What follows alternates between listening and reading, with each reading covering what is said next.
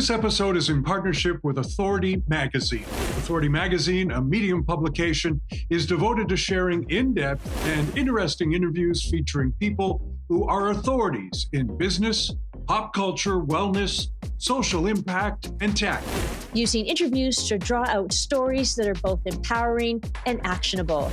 Authority Magazine believes that good stories should feel beautiful to the mind, heart, and eyes.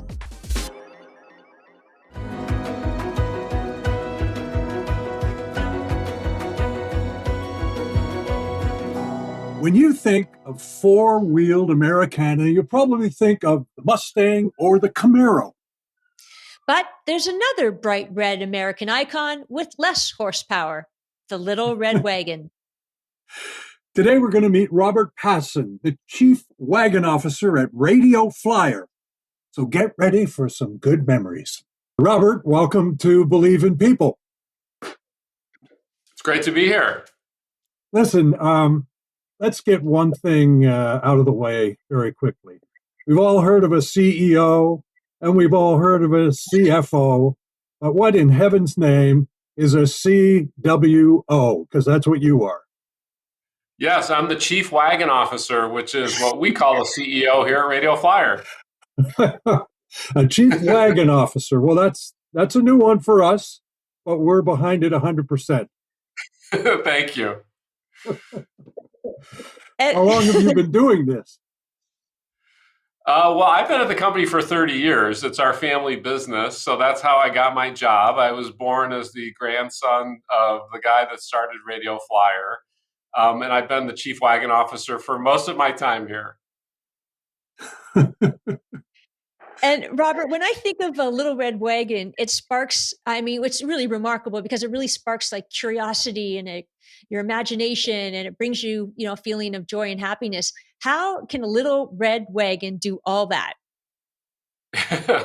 Yeah, I know. I think that's really the power of Radio Flyer and the place that we've held in people's hearts for so many years. I mean, the fact that this Little Red Wagon is such a basic toy that it's got a body and four wheels and a handle. It's really a vehicle of the imagination. And when people tell us their stories about growing up with Radio Flyer, there are always these stories about playing outside with people they loved, with the wind in their hair and the sun in their face, and they were imagining that their wagon was a race car or a rocket. So there's all these wonderful positive emotions that surround Radio Flyer. And I think the fact that it is this kind of canvas that people can paint their own story on is really what makes it such an enduring brand. In our introduction to you, we talk a little bit about a lot of the, four-wheeled American icons that are out there on the road, like the Mustang, the Camaro, the Dodge Challenger. But you've got one too. I mean, you really do. That's a great company to be in. I love it. Every kid in America knows what the Radio Flyer is. And is that are you finding that grandparents of, or what have you, are passing all of this down to the next generation? Yeah, I think that's one of the reasons why we've, stayed in business and we're thriving 106 years after the founding of the company, is because the product has evolved through the years. So yes, the core essence of the product is the same, four wheels, a handle, transportation, moving kids around. But the product has also evolved a lot. So you can still buy that classic steel, iconic Radio Flyer wagon that everyone imagines.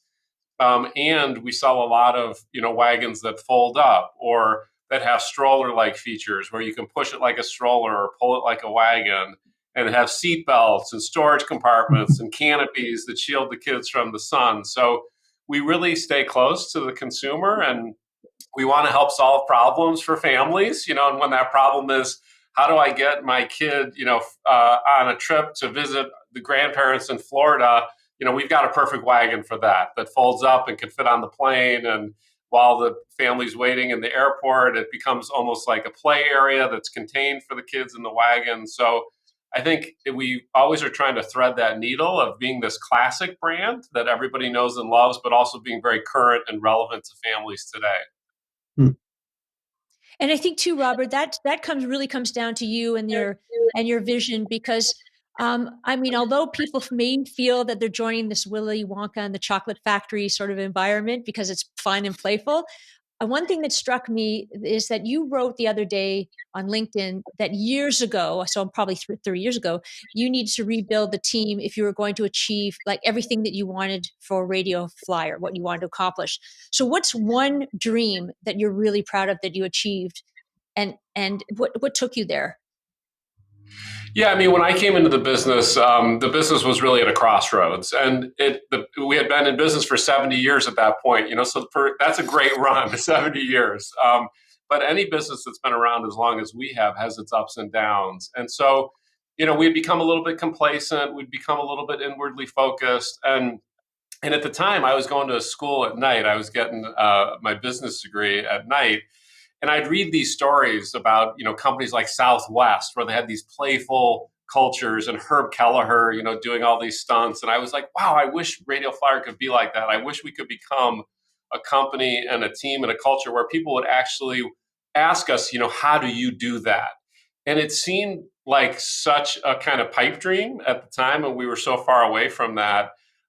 But we worked really hard, and I hired great leaders, and we designed our culture. We were very intentional about designing the ways that we work together.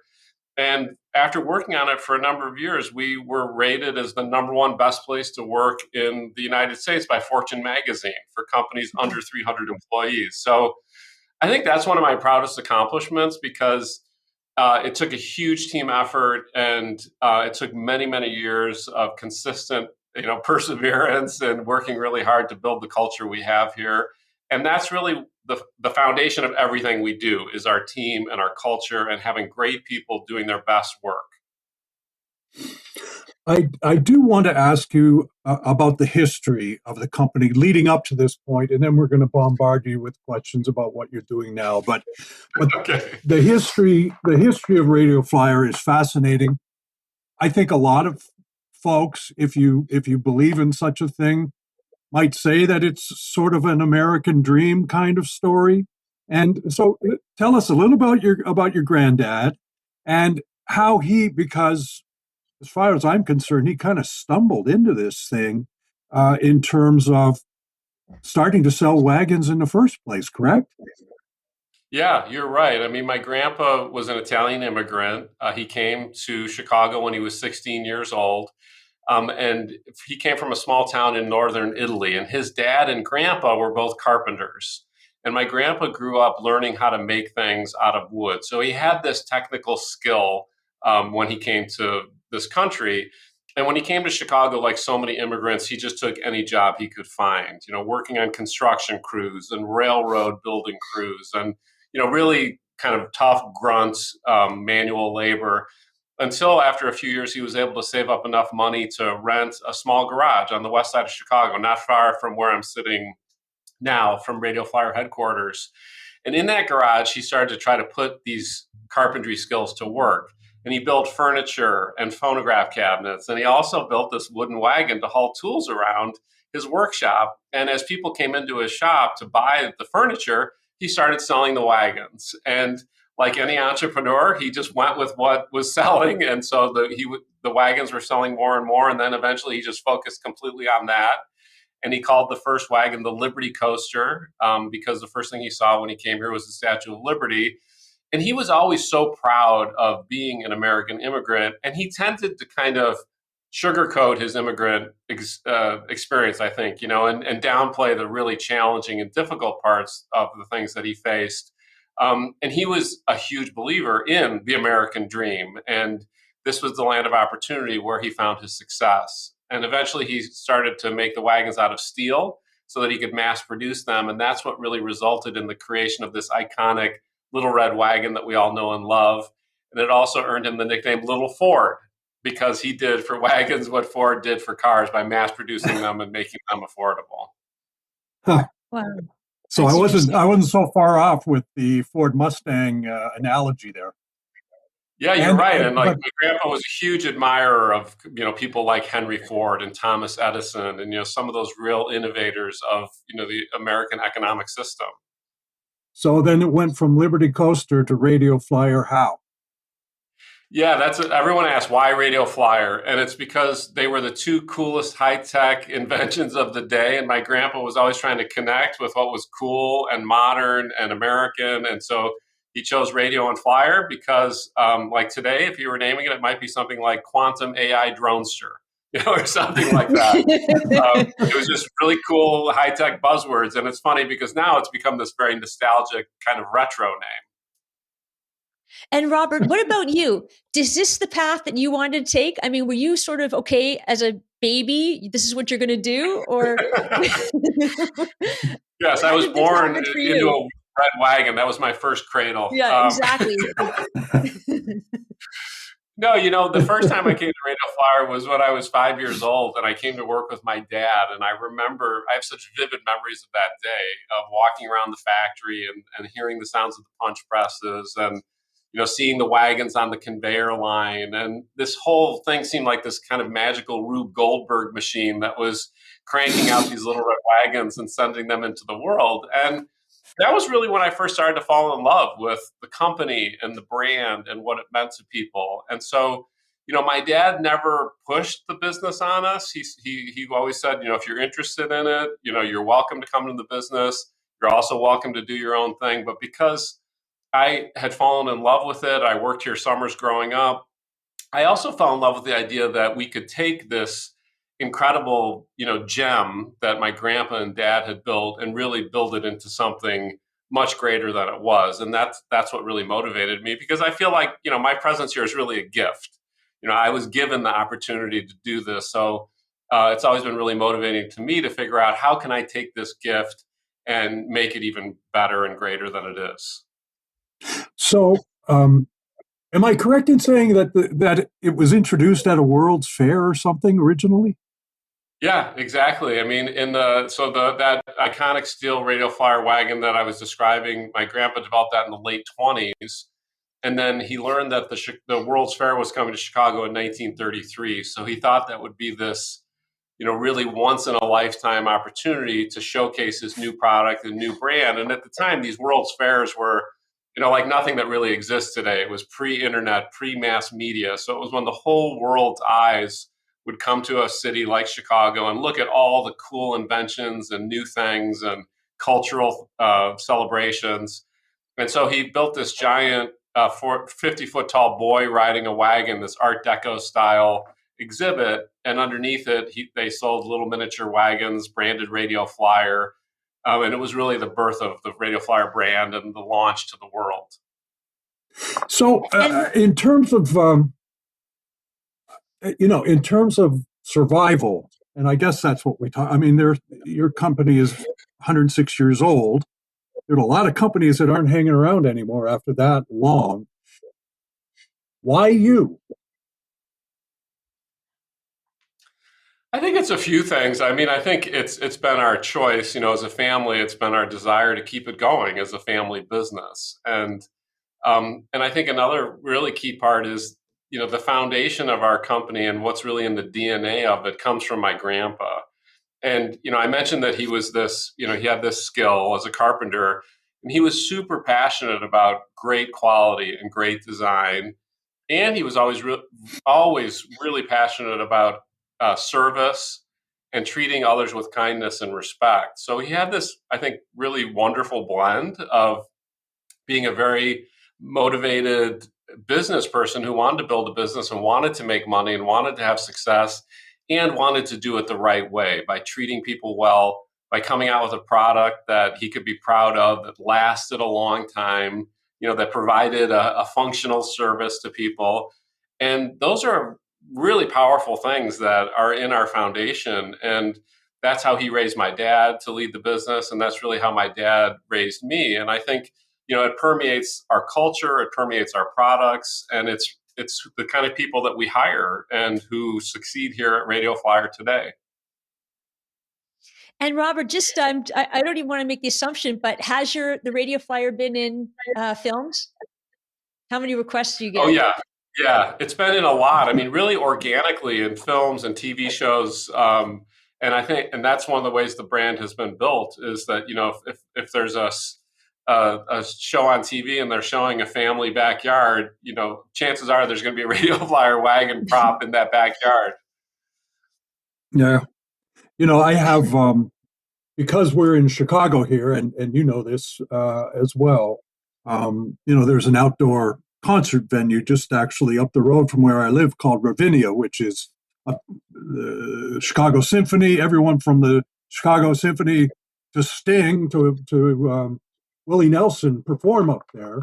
And of course, it's you sit on the lawn like you do at Red Rocks or other places, and all day long people are coming up the street with red wagons, often with a Yeah. cooler in the back because you can take your supper or your dinner or your lunch or what have you, and they drag it up there. And if you go into the show, everyone has their blanket and their picnic and everything, and they've brought it all there in, as you mentioned earlier, some variation of the original Little Red Wagon. I mean, you're right. They pop up. Some of them fold up. They're made out of like canvas or something like that. But they do all seem to be red. Is that by design? Yeah, I mean that's really become the iconic color of Radio Flyer is red. Early in the early years, my grandpa made a lot of different wagons in a lot of different colors, but the best sellers were always red, so that's what became the iconic color.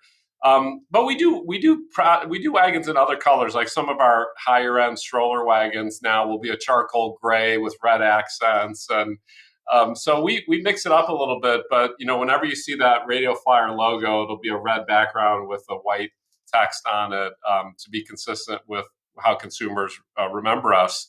And I think what you're describing, like with the wagons, a big part of wagons are that it's a toy and a tool. So when the kids grow up, then somehow that wagon sticks around in the garage and it's used for gardening or hauling out the recycling or going to picnics. So I think that's another aspect of our product and brand that has made it this enduring thing. And I think too, Robert, with the wagon, I've when I look on your website, you have really created a lot of products. I mean, and you sort of moved with the interests, scooters and different kinds of play toys and that kind of thing. So what would you say is the latest and greatest that you've created? Yeah, I mean the way we've grown really is beyond in wagons, like I've described, but also beyond wagons. And for a long time, we were really focused on anything that kids can ride on. So scooters, tricycles, and trying to innovate and come up with tricycles that fold up, to make them easier to hang up in the garage, or tricycles that you can start out as a stroller and you push it as a stroller, but then as the kids grow up, the components come off and you're left with a tricycle that the kids can ride. And our latest endeavor is really a big one for us, where we launched a line of electric bicycles for Wow. adults to ride. And we're really focused on really trying to provide bikes that families can use to replace car trips with bike rides. And so we have a line of cargo type bikes that can haul kids and cargo. And they have some really unique, nice features where we'll have a cargo area on the back of the bike where everything can fold down and two kids can ride on the back of the bike. So a parent can actually drop off their kids at school and then go run errands with the bike and bring the groceries home and things like that. And we're really excited about it because we think this is a area that we can carve out because we're all about families and we're all about helping families, haul kids and cargo. That's what we've always done. But it's really a new application that's, it's better for people's health. It's getting people back on bikes that haven't been on bikes for a while. And if you've never ridden an electric bike, I know, Kevin, you have, but if you've never ridden an electric bike, it's amazing because it's like having the wind at your back on demand. And you're still really riding a bike. It's not cheating. so we're really excited about these new products. That's great. And do you ship everywhere? We do. I mean, the electric Because bikes. I'm in Canada right now. Yeah, currently the electric bikes are just in the U.S., but we do have plans to expand that as we Good. develop the product line. But our Okay. other products What we ship everywhere in the world. Fantastic. what is it like dealing. I mean, are you a big kid? I mean, your entire world is, well, except with the electric bikes, but we're all big kids and we like to ride bikes too. But what's it like having your entire being kind of focused on the happiness of children? What a lucky guy. Absolutely. I mean, it's amazing. It's to me, when I'm having the most fun is working with our team, who's incredibly creative, on coming up with new products or new ideas that will bring joy to families. And when we get it really right, it's just incredible because we get all this feedback. We get photos from families. Especially during the pandemic, it really shined a spotlight on it because families were stuck at home. They were buying our products to entertain their kids, to get them outside, to blow off steam. And we get these photos and letters from families saying, we're we got cabin fever. The kids are bouncing off the walls, but our best part of the day is when we go outside and ride the go-kart or go for a tricycle ride. And so, I mean, our mission is to bring smiles and create warm memories that last a lifetime. And you could say that sounds kind of corny, but it's true. We really do that. And so when people first start working here, when we hire somebody new and they start telling people they work at Radio Flyer, they get that back from people. They get those stories and they get the warm memories, and it just feels amazing. So I feel very, very lucky.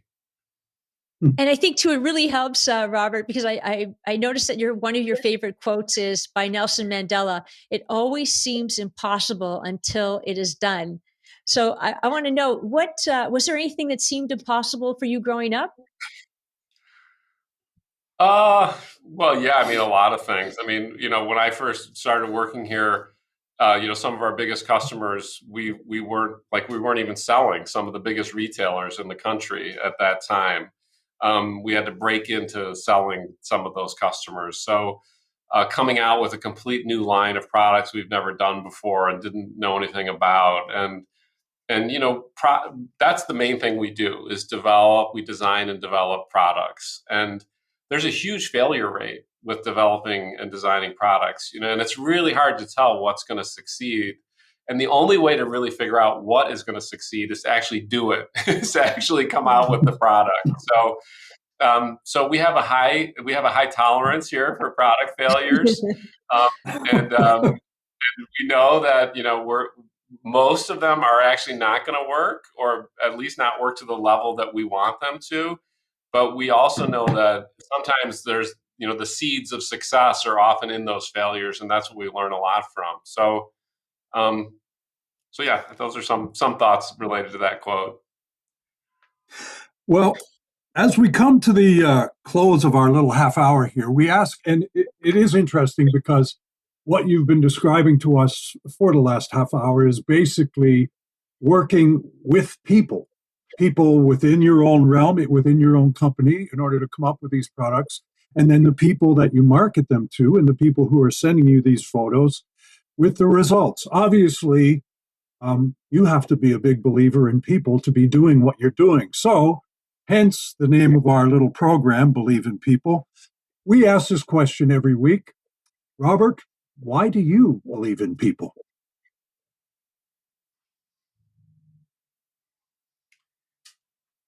Well, I think the alternative is really dark and scary, I guess, is the kind of the first thought I'm having.